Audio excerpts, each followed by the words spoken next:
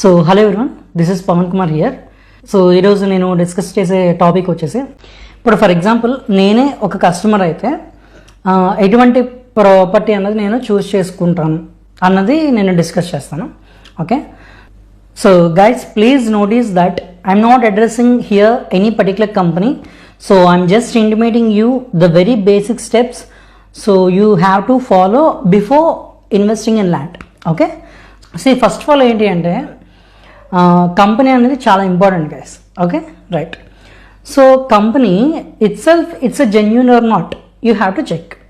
So మనకి మార్కెట్లో చాలా కంపెనీస్ ఉంటాయి. సో పర్టికులర్ కంపెనీ ఏదైతే ఉందో మనం తీసుకోబోయే వెంచర్ ఏ కంపెనీ అండర్స్ అయిందో ఆ కంపెనీ అన్నది మార్కెట్లోనే ఎన్ని ఇయర్స్ నుంచి రన్ అవుతుంది అన్నది మీరు చెక్ చేసుకోవాలి.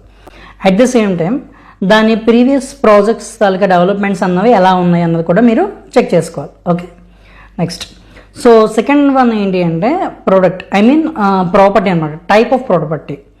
సో అదొక పంచాయతీ వెంచర్ అవ్వనివ్వండి, లేదు ఒక వుడ్ అప్రూవల్ వెంచర్ అవ్వనివ్వండి, లేదు ఒక ఆఫీస్ స్పేస్ అవ్వనివ్వండి, లేదా కమర్షియల్ స్పేస్ అవ్వనివ్వండి, ఏదైనా కూడా సో అది మనకి ఫస్ట్ ఆఫ్ ఆల్ క్లియర్ టైటిల్లో ఉందా లేదా అనేది మీరు చెక్ చేసుకోవాలి.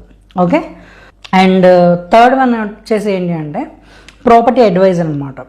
సో మీరు ఏ పర్సన్ త్రూ అయితే మీరు కంపెనీకి ఎండర్స్ అవుతున్నారో ఆ పర్సన్ కూడా చాలా ఇంపార్టెంట్. ఎందుకంటే సో అతను బిజినెస్ ఓరియంటేషన్గా ఉన్నారా, లేదు ఒక కస్టమర్ తలగా రిక్వైర్మెంట్ బట్టి వాళ్ళు జెన్యున్గా ఒక మంచి ప్రాపర్టీ అనేది సజెస్ట్ చేస్తున్నారా అన్నది మీరు చెక్ చేసుకోవాల్సి ఉంటుంది. Okay, so that's it guys, thank you for watching this video and please do subscribe to this channel and feel free to reach me anytime. This is Pawan signing off. Bye.